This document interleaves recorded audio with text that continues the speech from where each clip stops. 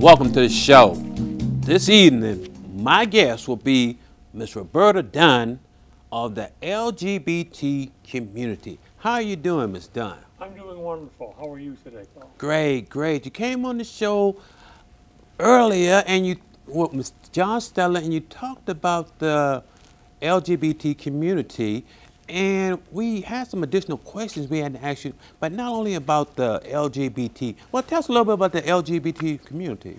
Well, it's a very diverse group, and one of the interesting things about the LGBT community is just like the non-LGBT community, we don't know a lot about ourselves within that. A lot of the lesbians and gays don't know much about the transgender people, and the transgender people don't know a lot about the lesbians and gays and the bisexuals. So having a community center is very powerful so that we can get together and talk and find out what our common links are. Okay, you're a cross-dresser. Tell us, how long have you been a cross-dresser, and tell us a little bit about that. Well, first of all, I'm not a cross-dresser. Oh, okay. That's okay. It's one of the things people don't understand. I'm a transgendered person. Okay. And a transgendered, we use the term transgendered as an umbrella term for all people that are either cross-dressers or have actually had surgery, to gender reassignment surgery. So if you want to go from a male to a female, you have to physically have that surgery. And it's cross-dressers are people that do not want to be a woman. I'm talking about a male to female cross-dressers. They don't want to be a woman. They never thought themselves as a woman. They consider themselves a heterosexual male, but enjoy wearing the clothes of the opposite sex. Where I am a transgendered person, since I was about 5 years old, I realized and identified as a female. I suppressed that most of my life because I was taught you can't do this. I'm going back to the 40s. I was born in the 40s. So going back to then, if you were a male who thought he was a female, they would send you into a psychiatric ward and give you treatment so you would stop thinking that way. Correct. So that's why I couldn't come out then. But I'm a woman. I take female hormones, hormone replacement therapy, and I've been on them for over 8 years now. And I identify as a female, and that's so some would say I'm actually a transsexual because I have taken chemicals to alter my body physically. Okay. So that is, it's a lot different. It's it's a wide spectrum in there, and there's different people with different variations in their path. I'm also a heterosexual. I'm not a homosexual. I love women. I kid with people and say I like women so much I became one. Correct. That's true. And you're married? Yes, I am. I'm married. I've been married twice. The first time for 17 years, and my feelings of being a woman never came out then. It was in my second marriage, and I've been married over 27 years the second time, and I have a very loving and accepting wife. How did she accept you being a transgender? That was interesting. I came out to her first. She was the first person I ever told. We were having a conversation one night, and I started to, this is something that you hide and you protect very much because it was locked inside of me like a prisoner. And I started talking to her and telling her what my feelings were, and she went, oh, where are we going with this here? So we talked about it and talked about it. We're also Christians. So we looked through it and we talked about it biblically. Is this an issue within our family of being a Christian and being a transgendered person? And we came to the conclusion, no, it was not an issue, it would be good. And she became very supportive. She went out and bought me clothes and hair and shoes and everything a woman needs. And then she sent me to her hairdresser to learn about how to do makeup. So what a supporting wife that is. She is my ally and strongest supporter. And we love each other immensely. As far as your children, you have some children. I have 4 children, 2 boys and 2 girls. And originally, we decided not to tell them, that we would keep this between us and let them grow up with their own problems and difficult times and things they have to do. They're all through college now, they're all working, and now they're adults, young and old. And so a couple years ago, we started talking with them and telling them. I told my youngest son first. I worked my way back up the chain that way. And told him, and he said, ooh, that puts a new perspective on life, doesn't it? And I said, yes, it does. But this is who I am, And I'm not changing. I'm not taking over your mother's role. I don't want to be your mother. Your mother is a wonderful person and a great mother. And he says, okay, fine. And then I told my youngest daughter, who is a doctor, and she went, oh, I was worried about you at times. I was seeing changes in your body. I was worried about what was happening. So she was very supportive. And she did something that the others didn't. She actually went out and Googled me because she knows I'm very actively political for LGBT equality. Correct. And when she came up visiting, she said, I'm proud of you. Keep up the good work. So that's how my children accepted it as an example, and the others was basically the same thing across the board. But those were the first two, and those were the precious moments of going through things like that. Are you the first one in your family being a transgender, or has this been some? Yes, I am. I don't know if we have any lesbians or gays in our family. Okay. If they are, they haven't come out. Correct. Most of them are all my children are married. No, my youngest isn't married yet. He's still deciding what he wants to do. He's a financial consultant to the government, and he's thinking about going into the military also. And so, but so far we haven't seen any. The others are doing fine with a married life. Okay. Gender identity disorder. Explain to the viewing audience what that is. That is, there's a manual out that psychologists use to determine if a person is mentally ill. Okay. And And if it is, they have codes for them so they can put it on and they diagnose it. Years ago, gays and lesbians were also considered a disorder. They were mentally ill. Mm-hmm. They removed that from the DSM, the Diagnostic and Statistical Manual.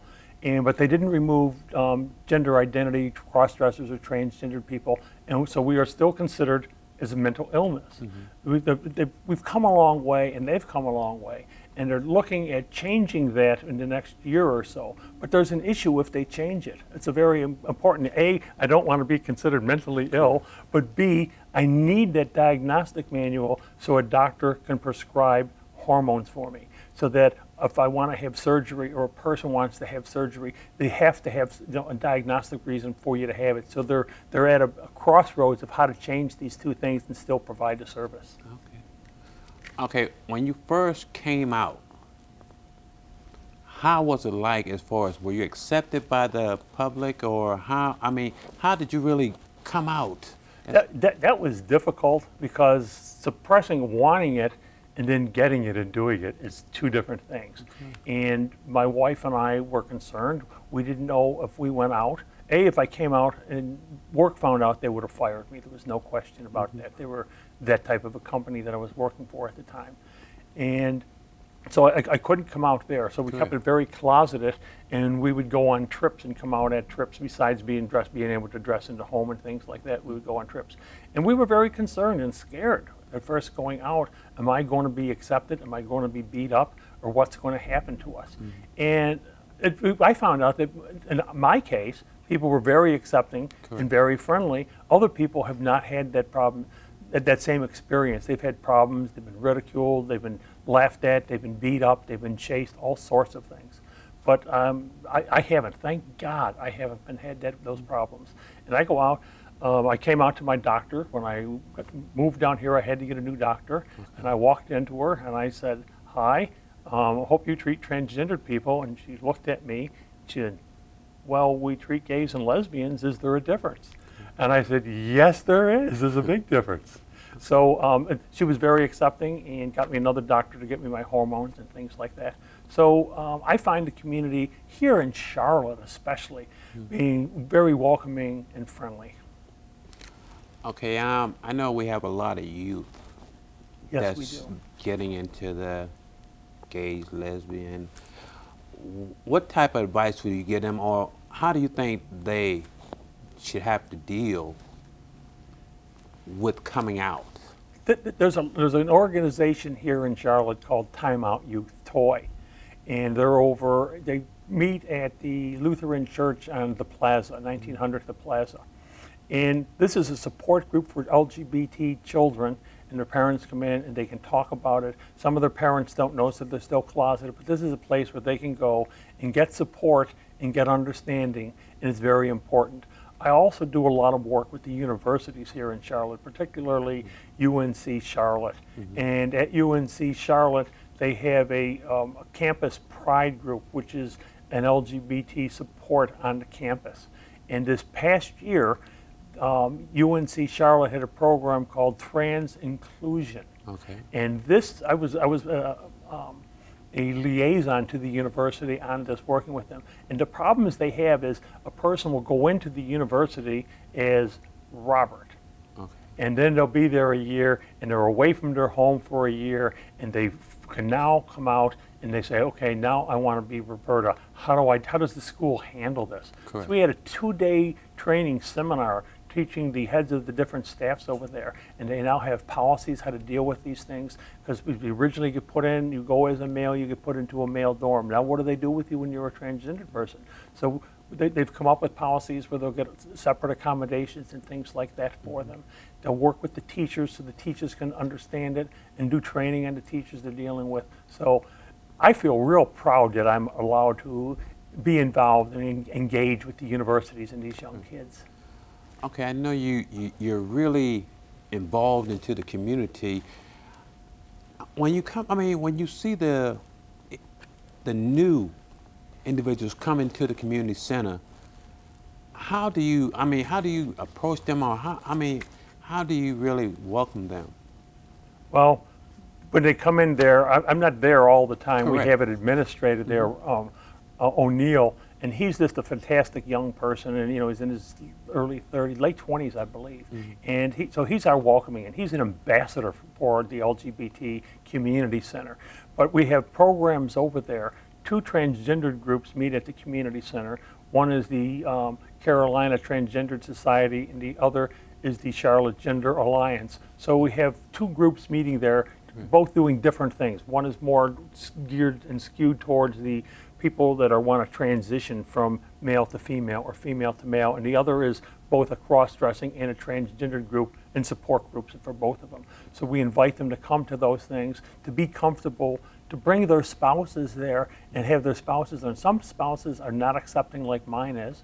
And some are concerned, so we have they can have a significant others group, and they can go over and by themselves and talk among themselves about their needs and their concerns, what's going to happen and what's going on in life. So that's how we welcome them over at the community center. What kind of advice do you give them when they come with you stating that my partner isn't accepting of my? Well, first of all, that's difficult because we had Dr. Lisa Griffith come over to our meetings a couple times and speak, and she's one of the leading psychologists in Charlotte on LGBT issues. And as she said at one of our meetings, if you're having issues before that, usually they use this as a tool and a wedge. Correct. So if you're not having issues, you can usually work around it. If people love each other, they love each other, and they will work around it. And I first tell people the most important thing is you have to accept yourself. You have to love yourself and be who you are. Because if you don't love you, who else would? Why should someone else love you? Paul, you got to love yourself. And if you don't love you and you're doing what you want, if something's wrong, you got to get yourself squared away first. And then when the spouse sees this and they see the transition, my wife told our children that when she met me, I was the best person she could have ever married. But now, after coming out and being who I really am, she said, before that, I was living on 60% of my personality, and now she sees the whole person. And I tell these people, I says, get to know your spouse in another manner. Get to know the real person that is there, and then you may see things better than what you're thinking. And if they're not able to accept them in this type of change, what type of advice do you say for them to give their partner? Well, I encourage the partners to come to the meetings as much as possible and to see the difficulties that other people are having and the acceptance of other people are having. Dr. Lisa Griffin also has a program where she'll bring spouses in and work with them as a group and talk to them. And I recommend that they go over and do something like that to understand what's happening in this person's life, to realize this person, like being gay or lesbian, This is not a choice that one day you wake up and say, gee, I think tomorrow I'm going to be a woman. Or if you're a female, think tomorrow I'm going to be a male. You've had this. You were born this way. There is no choice in it. It's in you right from the cradle to grave. It's there, and it's always going to be there. There's no choice involved. And to go to support groups, go to places that are accepting, become comfortable with yourself. And there's so many that the spouses are not. They ridicule them. They won't let them go out. It's a difficult process. It's all about education. And when people get to know it and understand it, and I have so many people call me up and email me and say, my wife or my spouse won't support me. What do I do? How do I do it? And I said, first of all, you have to sit down and talk. And what is the other issues? Get the other issues off the table first. Okay, how does honesty play in this whole situation? Because, I mean, if you knew you were like that, transgender, if you knew like prior to getting into the relationship, shouldn't you have discussed that with them and let them decide of whether they should be acceptable of that or not? A lot of them do, and the wives, I'm talking the male to the female side mostly because that's the side I come from. At that point, they're in love, they're infatuated, and they think they can deal with it. And a lot of wives will think, well, I'll change the person. It's like marrying a person that's an alcoholic or a drug addict, and you say, I'm going to change you. It doesn't happen. This is who you really are. In my case, I suppressed it. I would not let it out. I thought this thing was just going to go away someday. I'd grow out of it, and it never did. It just kept coming, and would come and get stronger and stronger and stronger. And then it just came out. So I don't know if I was being dishonest to anyone. I was being dishonest to myself up front. And when I told my wife who I was, and then I started to come out, it was just so relaxing. The pressure, I didn't realize how much pressure I was putting on myself by locking myself up. I was a prisoner in my own mind. I wouldn't let me out. And when I came out, it was like Pandora's box being open. I was open. I says, I'm free. I am out. And it is wonderful. I love who I am now. And how close did that make your relationship with your wife? We're better friends now than before. She will still call me, she'll introduce me at different, this is my husband, and then other times she'll say, this is my wife, and people go, what's going on here? They don't know how to deal with it. And then we get to explain. We've gone out to different universities and talked with classes and programs together and explaining who we are and what we're doing and why my wife is so accepting. She's just phenomenal. I wish she could be here today, but she's working. As far as the jobs, do you think there's a big change that we need to come into as far as accepting? Absolutely. There are a few organizations that will accept LGBT people. And Bank of America and Wells Fargo are very accepting to the entire LGBT community. They help people with transitions and everything else. And you come in and you're starting as Robert and now you want to become Roberta. They will help you with your transition. Talk to your employer, your managers. If you're a manager, they'll talk with the other people and they'll make you feel comfortable and welcome there. Other companies don't. People come out and they're fired. There is no protection for being a transgendered person, including in the city. The city fired a transgendered person a few years back, and the city attorney said, transgendered people have no federal rights. You're gone. Imagine that. Good worker, they were going to promote the person who was a mechanic, they were going to promote the person to a manager, and then gone. That person didn't change. What clothes that person wears to work doesn't change the person's brain. It doesn't change the person's personality. It doesn't change the person's work skills. They're still the same person that they hired. So why change? Why do you get rid of good employees? It's amazing. Interesting thing about transgendered people is the loyalty we have to stores that we shop at, restaurants we go to, doctors we go to, people we know. If they're accepting of us, we're very supportive of them. So by having an employer that accepts the transgendered person, you have a dedicated, loyal employee. Correct.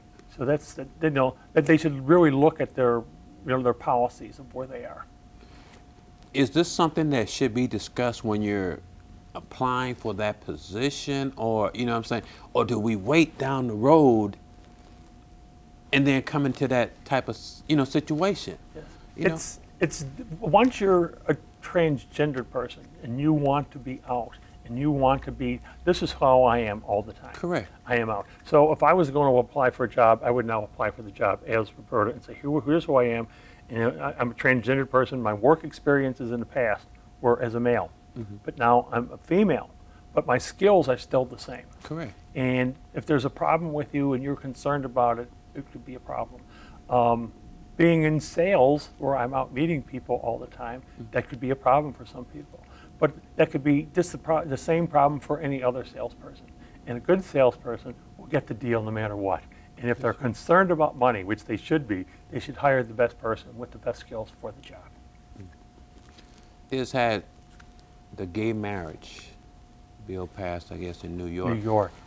Tell us a little bit about that and how did that impact as far as... That was phenomenal. It happened on the Friday before the Stonewall celebration. And Stonewall was a restaurant or a bar up in New York that the transgendered people, and they were called transvestites back then, in June 27th of '69, they were being harassed by the police all the time. And they just said, no more, we're not going to be harassed. And that was the beginning of the LGBT civil rights movement. Just like you had an African-American civil rights movement in the early 60s, you were having one start in the late 60s for the LGBT community. So having this announcement that New York passed same-sex marriages on the same weekend as Stonewall was a phenomenal feeling, and it was really exciting. It's interesting. Several years ago, if you'd have asked me, did I support same-sex marriages, I'd have said, well, I see marriage as a religious thing, and why not just have civil unions? You know, what's wrong with that? And then 2 years ago, I went on a medication for blood pressure, and I had an allergic reaction to it, and my throat started to swell up. And why these things happen at 4 in the morning, I don't know. Why not 4 in the afternoon? So at 4 in the morning, my throat is swelling up. I'm having difficulties breathing. I tell my wife we got to go to the hospital. And she says, okay, so we go to the hospital, and I said, this is what I'm allergic to. They say, what medications are you on? And I start to tell them, but my throat keeps closing on me as I'm talking, and they're trying to stick needles in me, and I don't like needles. And when I tell them I'm on estrogen, they look over what's going on here, and then I went into shock. My body just was laying on the gurney while they're sticking needles in me, and I'm just shaking and vibrating. I was conscious, but I could hear what was going on, but I couldn't talk and I couldn't do anything. And my wife was by my side, fighting for me, saying, fix her, fix her. She's shivering, she's cold, warm her up, do something, don't let my spouse die. And I'm listening to this.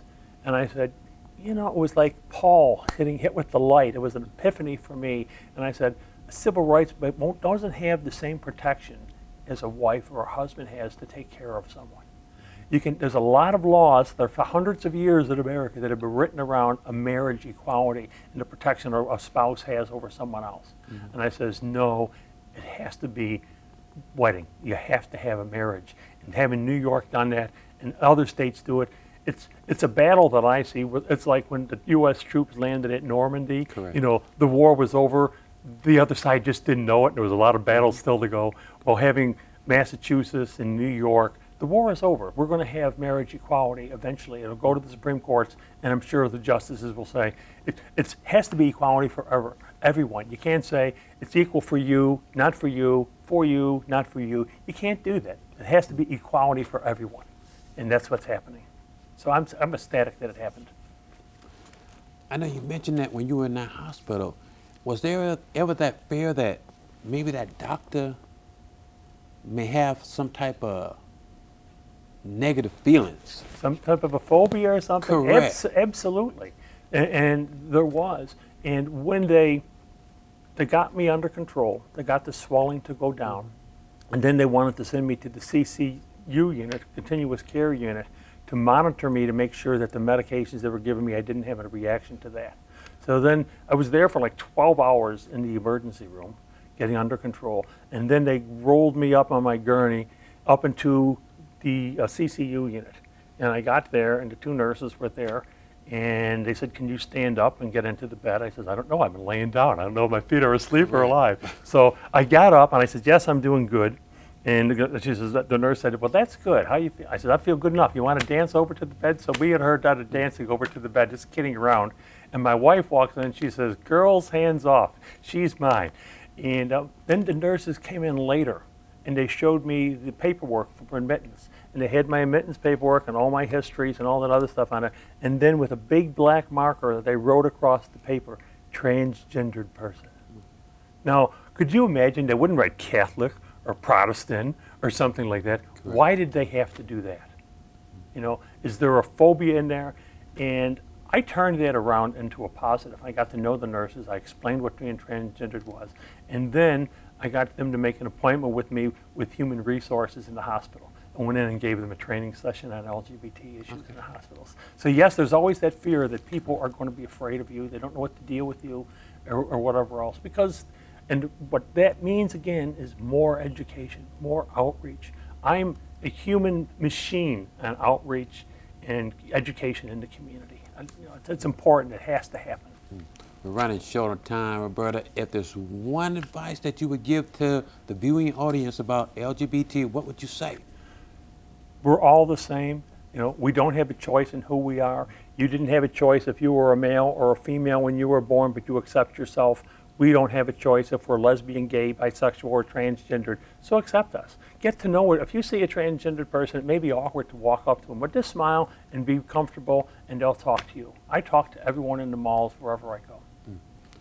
And are you getting that support from our community in a whole? Or do you? In a whole, we're getting it. We're getting a lot more support than we did before. We still need a lot of things to do. I'm working with a coalition for the Democratic National Convention to interface with the city officials here, and I think we're going to get more support. When 25, 30,000 people from around the country come to Charlotte for that, a large portion of them are going to be LGBT people. So this city has to be welcoming and friendly to them. We have to make some major changes to what we have. Roberta, I'd like to thank you for coming on the show, and I really appreciate you coming on talking about transgender and LGBT. Thank you very much, Paul.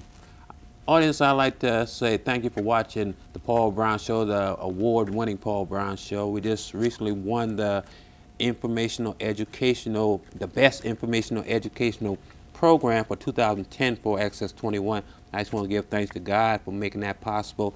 My family members who helped me in making this show possible, the Access 21, and my guests and the viewing audience. I just say I love each one of you. You have a blessed day. Be encouraged.